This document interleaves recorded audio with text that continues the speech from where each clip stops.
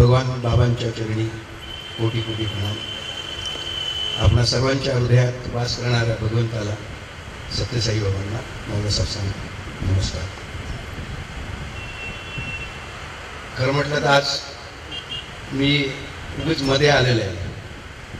कबाब मी म्हणतात ना तसे, कारण आज आपल्याला ऐकायचं आहे, बघायचं आहे आणि अनुभवायचं आहे. ते आपले प्रोफेसर अनिल कुमार यांना ऐकायचं आहे. त्यासाठी मंडळी लांबून लांबून आलेली आहे. मुंबईहून आली आहे, पुण्याहून आली आहे, सोलापूरहून आली आहे, अलिबागमधनं आलेच आहे सगळेजण, परंतु ह्याच्यासाठी सगळेजण जमा झालेली आहे. आणि त्यांचं गप्पा मारण्यासाठी, त्यांचा अनुभव घेण्यासाठी, त्यांचं भगवान बाबांबरोबरचं प्रेम आणि भगवान बाबांबरोबरचा त्यांचा अनुभव, ह्यासाठी सगळी मंडळी खरं म्हटलं जमा झालेली आहे. अनिल कुमारांचं, प्रोफेसर अनिल कुमारचं स्वागत आणि त्यांच्या मिसेस आहेत ताई. खरोखर एक जोडी वाखाणण्यासारखी आहे.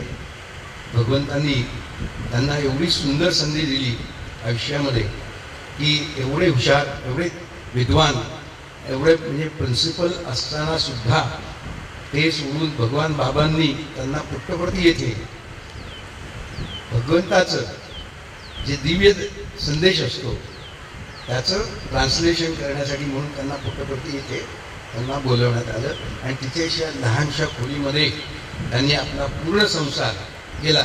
म्हणजे जर जगामध्ये आज बाहेर ते गेले असते तर त्यांना व्हाईस चान्सलर, लाखो रुपयेचा पगार, सगळं काही मिळालं असतं.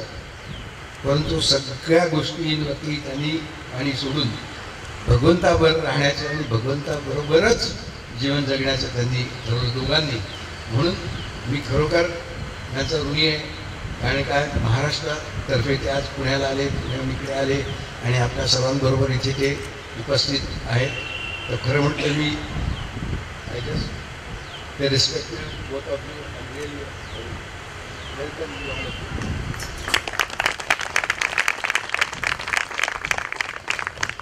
तसं बघितलं तर अलिबागमध्ये किंवा आसपासच्या परिसरामध्ये बऱ्याच वेळा माझं येणं झालं, बऱ्याच वेळा आमची भजनं झाली, बऱ्याच वेळा मेडिकल कॅम्प झाले, सेवेचे कॅम्प झाले, डॉक्टर्स आहेत काही इकडे आमच्याबरोबर झाले बरेचसे जणांचं. आणि तसा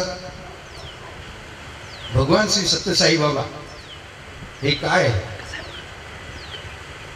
आणि त्या दिव्य रूपामध्ये काय सगळ्यांना बहुतेक माहिती असावी, परंतु एक जुजबी माहिती देतो.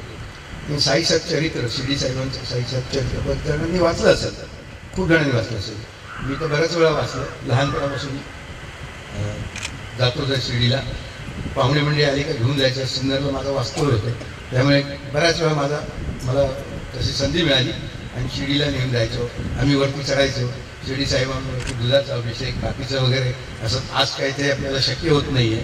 वरती जर चढून अभिषेक करणं, शिर्डी साहेबांना नमस्कार करणं, अंगा खंड्यात खेळणं म्हणतात ना, जे खरोखरचं ते तसं आम्हाला अनुभवलं तिथे. त्या साई सच्चरित्रामध्ये दाभोळकरांनी लिहिलेलं आहे की 18 वर्षाचा बाळ होऊन मी परत येईन म्हणून सांगितलं. 1918 साली शिर्डी साईबाबांनी समाधी घेतली आणि 1926 साली 23 नोव्हेंबर रोजी सत्यसाईबाबांचा जन्म पुट्टप्रती येथे झाला. त्यावेळी साईबाबा म्हटलं तर लोकांना फार कळत नव्हतं. ते नेहमी सांगायचे, सत्यसाईबाबा सांगायचे की मी साईबाबा आहे.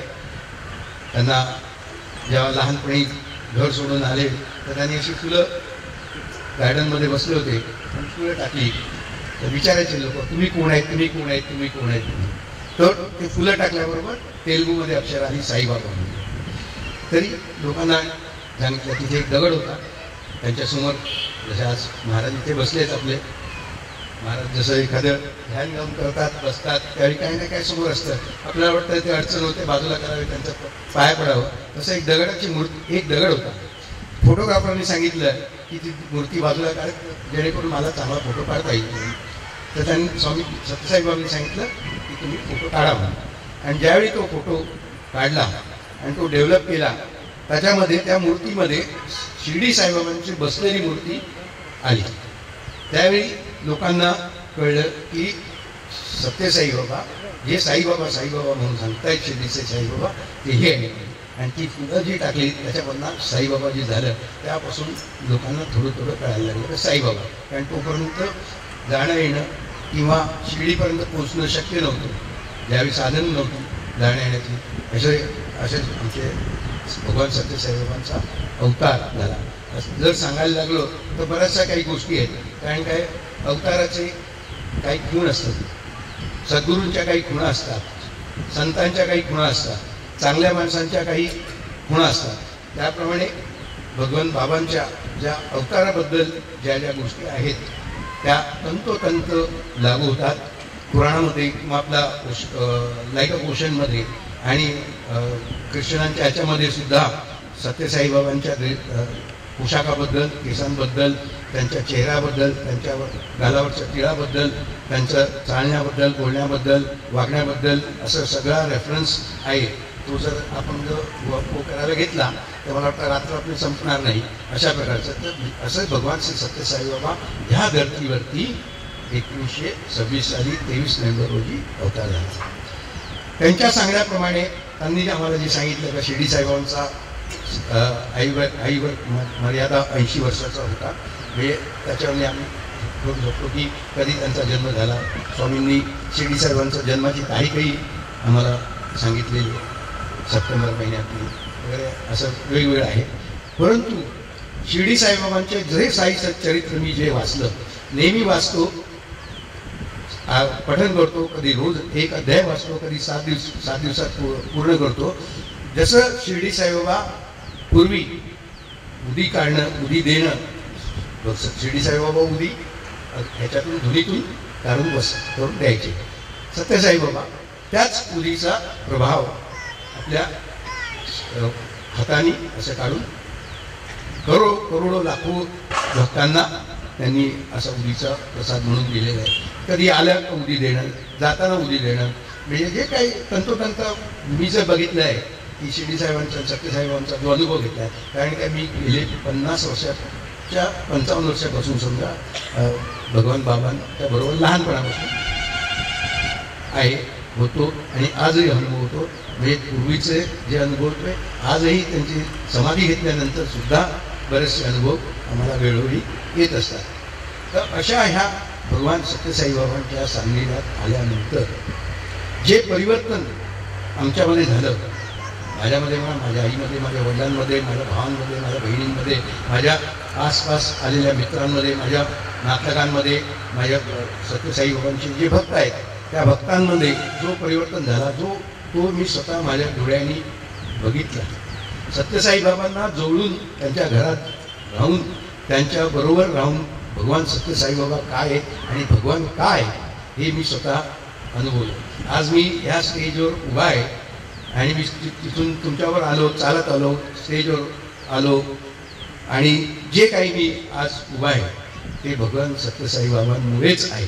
कारण का की 2001 मध्ये मला जवळजवळ पूर्ण दोन्ही पाय पॅरालिसिस, एक पायाला येतो, एक हाताला येतो, एक साईडला येतो, मला दोन्ही बाजूला आलेला आणि तो कमरेपर्यंत होता. तो कमरेपर्यंत कसा पडापट होत गेला मला कळलं नाही. वेगवेगळे डॉक्टर झाले, वेगवेगळे मोठमोठे डॉक्टर झाले. म्हणजे अंधेरीपासून, पार्ल्यापासून, बँड्रापासून, लीलावतीपासून, ब्रिज कँडीपासून ते बॉम्बे हॉस्पिटलपर्यंतचे जेवढे म्हणून नावाजलेले भारतामध्ये, जगामध्ये असे न्यूरोलॉजिस्ट, न्यूरोसर्जन वगैरे जे जे आहेत वेगवेगळ्या प्रकारचे डॉक्टर्स सगळे झाले. सगळ्यांनी एकच सांगितलं की तुम्ही तुमच्या मणक्यामध्ये सिस्ट आहे, तो काढल्याशिवाय तुम्ही तुमच्यामध्ये काही होऊ शकत नाही. आणि तो पण जर काढला तर आणि जर झालं तर एखाद्या दिवस 30% तुम्ही बरं व्हाल. कारण तुम्ही आता व्हीलचेअर आहात तर निदान उभे तरी राहाल. त्यावेळी मी व्हीलचेअर होतो. आणि अशा याच्यामध्ये मला एकच आधार होता, तो भगवान सत्यसाईबाबांचा. मी त्या सगळ्या मोठ्या डॉक्टरांना सांगितलं. त्यांनी ज्या त्यांचं आपसात विचारविनिमय झाला आणि सांगितलं की आज यांचं ऑपरेशन केल्याशिवाय बरे होणार नाही. आणि त्याची गॅरंटी देत नव्हते. मी त्यांना सांगितलं मला तर तोपर्यंत हे माझं नमनेस हे होतं कमरेपर्यंत आलं होतं. मी म्हटलं मला त्यावेळी पुट्टपर्तीला डायरेक्ट फ्लाईट्स होत्या, डायरेक्ट फ्लाईट्स होत्या, एअरपोर्ट आहे तिकडे. मी म्हटलं 3 दिवसाचं, कारण आठवड्यातून 2दा फ्लाईट्स जायचे. म्हटलं एक शनिवारी जाईन आणि बुधवारी परत येईन, भगवान बाबांना भेटीन. त्यांनी जर सांगितलं ते काय ठरवतील ते ठरवतील, ऑपरेशन करायचं किंवा काय करायचं ते सांगतील त्याप्रमाणे मी करणार. अशा प्रकारे मी तिकडे गेलो. खाली बसता येत नव्हतं, खाली बसलं नाही, मागे बसलं तर खुर्चीवर बसलं तर भगवान बघतील की नाही मला एक शंका होती. म्हणून मला सगळ्या अशा उशा दिल्या, कुशन्स दिले. मी तिथे त्याच्यावरती बसलो. सत्यसाई बाबा त्यांच्या घरातून तिकडून आले, हॉलमध्ये आले आणि माझ्यासमोर त्यावेळीचे फारुख अब्दुल्ला काश्मीरचे जे हे होते ट्रीटमेंट आणि त्यांची मुलं होती, ती मुलं आली होती दर्शनासाठी म्हणून. आणि 7-8 जण होती, खूप ग्रुप मोठा होता, कारण ते VIP होते, त्यामुळे त्यांना पुढे बसवलं होतं. माझ्या बाजूला बार्क्लेज बँकचे मॅनेजिंग डायरेक्टर बसले होते, समीर भाटिया म्हणून. त्यांनी मला सांगितलं की आज काय तुझं काय ठीक नाही आहे, कारण की आज सगळे VIP आलेले आहेत, तर भगवान बाबा काय तुला काही बघणार नाही, तर तुझं काय आज काय ठीक नाही आहे. आणि खरं म्हटलं तर माझा मूडच नव्हता, कारण ज्या परिस्थितीतून मी गेलो होतो, माझ्याबरोबर माझी बायको होती, सून होती, आणि मला आसपास काय चाललंय काय नाही याचं काहीच हे नव्हतं, कारण की मी माझ्या दुःखामध्येच होतो पूर्ण. भगवान बाबा जसं ते गेट आहे त्या गेटपासून चालत आले आम्ही इथे बसलेलो आहे आणि VIP मंडळी इथे बसली पुढे आमच्या. ते सरळ आले, VIP मंडळी उभी राहिली, स्वामींना नमस्कार करायला लागले. स्वामींनी सांगितलं बैठो बैठो बैठो. तरी पण त्यांचा पहिलीच विजिट होती, तिकडच्या शिस्तीबद्दल त्यांना माहीत नव्हतं. मग स्वामींनी त्यांना दम दिलं, बैठ जाओ. त्या तसे सगळे बसले आणि ते सरळ माझ्याकडे आले. माझ्याकडे येऊन त्यांनी विभूती निर्माण केली, माझ्या हातात दिली. मला वाटतं मी ती खावी विभूती तर काय होईल. तोपर्यंत मला ऊर्जा नाही, काही नाही. स्वामींनी ती विभूती कागदात घेतली, कागदात बांधली आणि त्यामध्ये ठेवली. मी बसलो, मला धरलं आणि उठवलं होतं सगळ्यात बाकीवर. आणि त्या मंडळींना घेऊन इंटरव्ह्यू रूममध्ये गेले. त्यांचा इंटरव्ह्यू झाला आणि ते निघून गेले. त्या दिवशीचा संध्याकाळ संपली. म्हणजे जसं आज भजन झालं, सुश्राव्य भजन एकदम पुट्टपर्ती इथे किंवा सत्यसाई सेवा संघटनेमध्ये जर कुठलाही प्रोग्राम असेल तर पहिलं वेदघोष होतो आणि त्यानंतर भजन होतं आणि भजनानंतरच कुठलाही प्रोग्राम चालू होतो. कारण काय, ते भगवान बाबांना आमंत्रण असतं आजच्या कार्यक्रमासाठी इथे येण्यासाठी, यांची हजेरी. त्यामुळे आपल्याला ते सान्निध्य भगवंताचं मिळतं आहे, कारण ते आज भगवान साक्षात इथे आपल्या बरोबर आलेले आहेत. तर वेद आणि भजन, त्या दिवशीचं वेद झालं, भजन झालं आणि आरती झाली. सगळी मंडळी निघून गेली, आम्ही निघून गेलो. रात्री घरात रूममध्ये आम्ही बसलो. माझी बायको म्हणाली, भगवंतानी तुम्हाला आशीर्वाद दिला, विभूती दिली काढून, आता आपण उद्या घरी जाऊया मुंबईला आणि ऑपरेशन करून घेऊया. मी त्यांना सांगितलं कुठल्याही परिस्थितीत मी इथून येणार नाही, जोपर्यंत सत्यसाई बाबा मला काही सांगत नाही तोपर्यंत मी इथून जाणार नाही. त्या माझी सूनही म्हणायला लागली. त्यांनी मुंबईला फोन केला, मुलांनी सांगितलं बाबांनी तुम्हाला दिले विभूती सगळं दिलं, आता तुम्ही या, आपण ऑपरेशन करूया. डॉक्टरनी तुम्हाला सांगितलंय की आणखी उशीर केला तर याच्यात काही होऊ शकणार नाही म्हणून, तर तुम्ही ताबडतोब निघून या.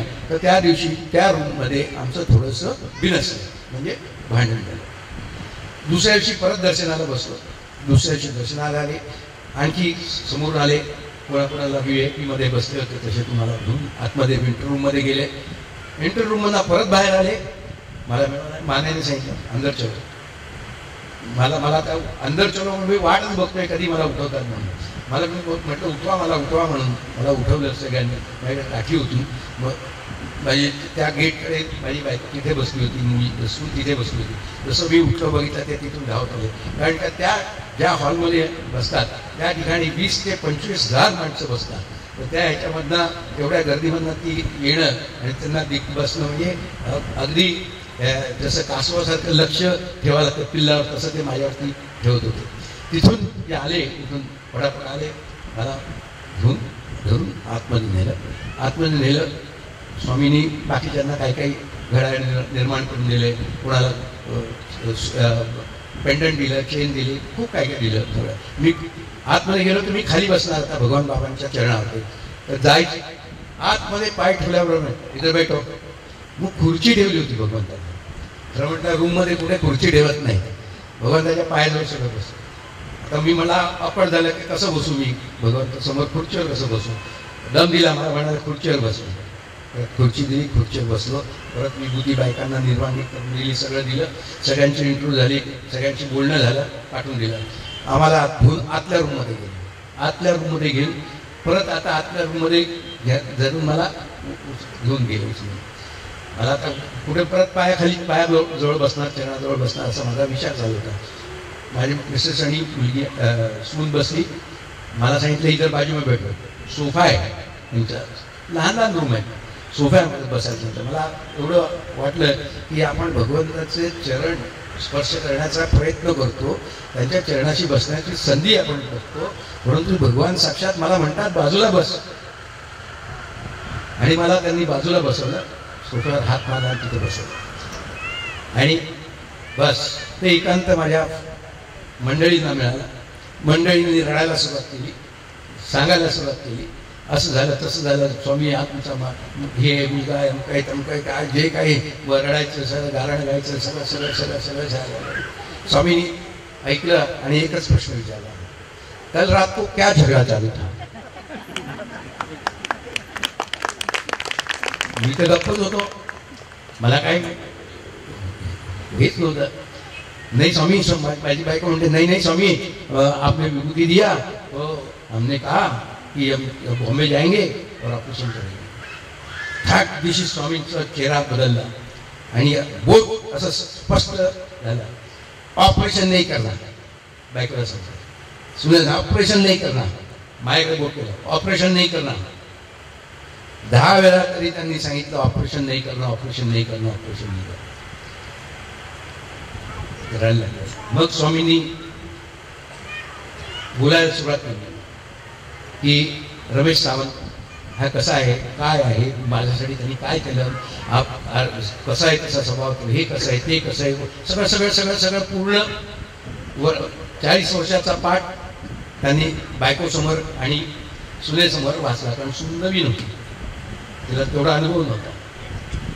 आणि सगळा पाठ वाचला मला आणि सांगितलं हा माझं काम करतो, तो मी पण ह्याचं काम करतो.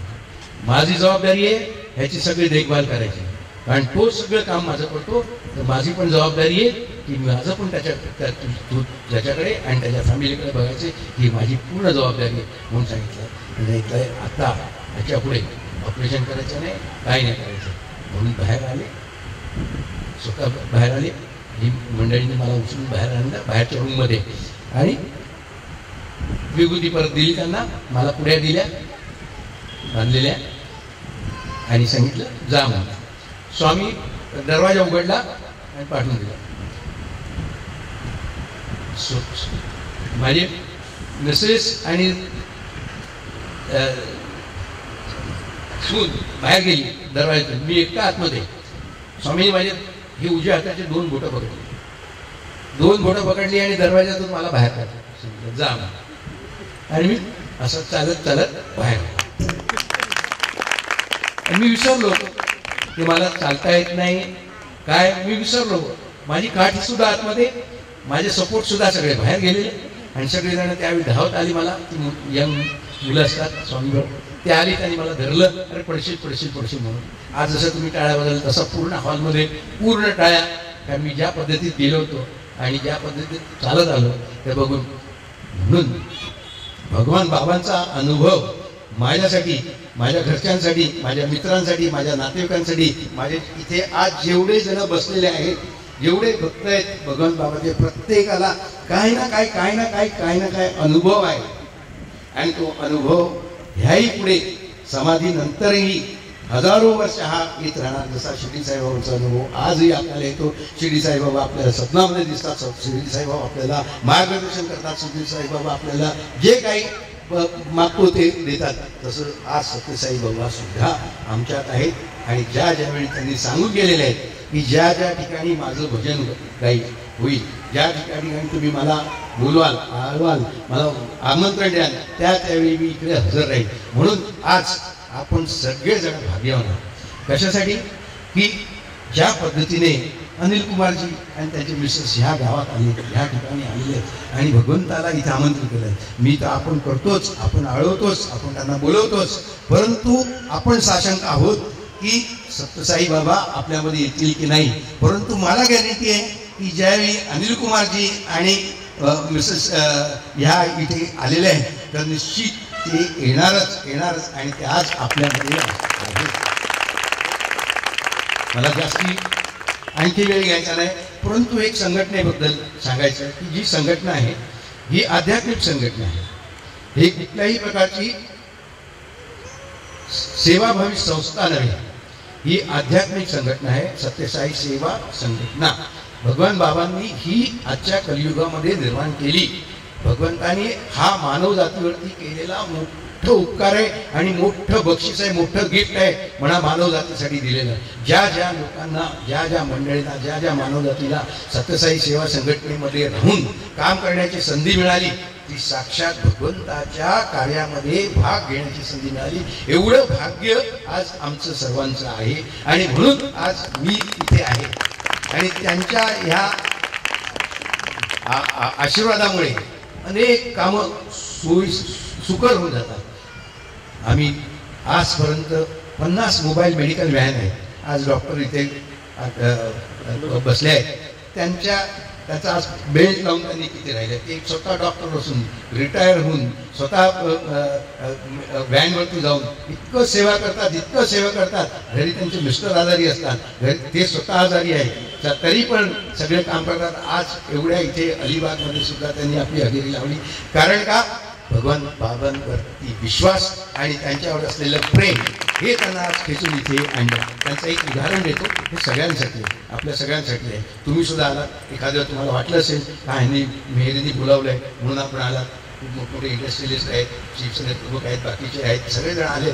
परंतु हे तुम्ही नाही आला, भगवंतानी तुम्हाला इथे घेऊन आलेले आहेत. हे तुमचं पुण्य आहे, ही तुमची पुण्याई आहे, त्यामुळे तुम्ही आलात. असं वाटतं कधी कधी की मी पुटपर्तीला जाऊन येईल, मी शिर्डीला जाऊन येईल, मी आणखी ठिकाणी जाऊन होऊ शकत नाही.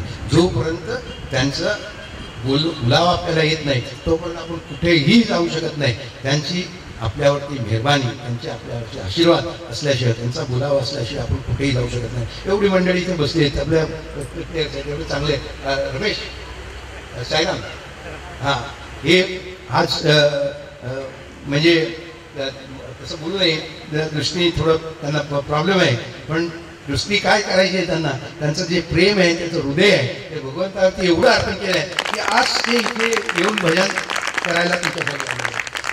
बरोबर, मला त्यांच्याबद्दल नेहमी अभिमान असतो. कुठे गेलो कारण कुठेतरी कानाकोपऱ्यामध्ये ते भगवंतासाठी भजन गाण्यासाठी किंवा येतातच. तसेच आज आपल्याला जी संघटना लाभलेली आहे त्यामुळे तुम्ही खरोखर भाग घ्या. आपलं नव्हे, नुसतं आपल्या मंडळीचंच नव्हे तर आपल्या पूर्वजांचा सुद्धा उद्धार होईल. तुम्हाला वेगवेगळ्या ठिकाणी जाऊन वेगवेगळ्या पूजा अर्चा करायला लागतात, वेगवेगळ्या गोष्टी करायला लागतात का त्यांचा मोक्ष व्हावं, त्यांना सुटका हवी, त्यांना हे हवं, आपल्या मुलाबाळांचं भलं व्हावं. भगवान सत्यसाई बाबांच्या मिशनमध्ये जर कसं वानरांना कसं काम करायला मिळालं तर रामचंद्राच्या आज रामनवमीच्या सुरुवातीच्या दिलेल्या आहेत.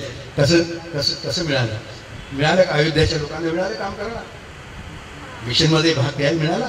अयोध्याच्या प्रभू रामचंद्र दशरथांचं जे राज्य होतं त्यामधल्या लोकांना सुद्धा नाही मिळालं, परंतु वानरसेनेला मिळालं. आज वानरसेना किती भाग्यवान आहे. तसं आज आम्ही जेवढी मंडळी या संघटनेमध्ये आलो आणि जे काम करायला मिळालं, हे काय? त्याग करायला शिका, प्रेम करायला शिका, वाकायला शिका. म्हणजे आपल्यातला जो अहंकार आहे तो नष्ट करायसाठी शिका, हे भगवान बाबांचं सांगाय. भगवान बाबांना काय स्वतःला काही सेवा पाहिजे काय, मी जाऊन काय त्यांचे पायचे पाहिजे किंवा त्यांना काय आणखी हे करायचं काही नाही. शेवटच्या ह्याच्यापर्यंत त्यांनी स्वतः आपण आपली अंघोळ घेतली, आपले केलं, सगळं कार्य त्यांनी केलं. सगळ्यांचे सगळे जे आहे पाया पडले सगळं आपल्या स्वतःवरती घेतलं आणि सगळ्यांना आनंदित ठेवलं, सुखात समाधान ठेवलं. म्हणून ही संधी आहे. मला ही गोष्ट आज वेळ आलेली आहे म्हणून सांगतो, कुठल्याही देवाधर्माच्या कार्यक्रमामध्ये पॉलिटिक्स बाजूला, जे काय असेल ते पॉलिटिक्स जो तो ज्या ज्या पार्टीमध्ये असेल तो असू दे, परंतु आपली आध्यात्मिक उन्नती, प्रगती आणि प्रोग्रेस जर करायचं असेल, आपल्या म्हणजे आपल्या फॅमिलीचा, आपल्या सगळ्या आलेल्या पिढीचा उद्धार करायचा असेल तर कुठल्या ना कुठल्या संघटनेमध्ये जाऊन निस्वार्थ सेवा आणि प्रेमाने सेवा करा. म्हणून ही संधी एक सत्यसाई सेवा संघटनेच्या माध्यमातून आपल्याला मिळाली आहे, तो तुम्ही निश्चित घ्या. आपल्या मागे काम भरपूर आहे, पैसे भरपूर कमवायचे आहेत, वेळ सगळ्यांसाठी वेळ द्यायचा आहे, सगळ्यांबरोबर खेळायचं आहे, गमतीने फिरायचं आहे. सगळे अलिबागला या, अलिबागला या म्हणून मला नेहमी सांगतात. अलिबागला सुंदर समुद्र आहे, समुद्राला राहण्यासारखं आहे. आज त्यांचं घरदारांचं गावड्यांचं बघितलं की किती एवढी जर नारळाची झाडं आहेत, एवढी कोफीची झाडं आहेत, एवढे हे शांत चांगलं नारळाचं पाणी प्यायलं, सगळं ठीक आहे ना. ते क्षणभंगूर आहे, ते मला मिळालं, मी आनंदाने आज घेतलं. परंतु भगवंताबरोबरचं जे सान्निध्य आहे, भगवंताबरोबर केलेलं जे काम आहे, ते अनेक जन्म गेलेले पूर्वजन्म सगळ्याचा सगळं पूर्ण निस्तारायसाठी हे उपयोगी पडू शकतं सगळ्यांसाठी. म्हणून आजच्या युगामध्ये ही संघटना आली आहे आणि तुमच्यासाठी उपलब्ध झालेली आहे. त्या संधीचा पुरेपूर फायदा घ्या, हेच माझी तुमच्या सगळ्यांना प्रार्थना आहे. आणि भगवान बाबांच्या चरणावरती हीच एक मी प्रार्थना करतो की आम्हाला अशी संधी वेळेवर देऊ. जोपर्यंत आमचा श्वास आहे तोपर्यंत ही संधी आम्हाला दे आणि हा श्वास तुमच्या चरणावरतीच शेवटी अर्पण करू. जय श्री राम.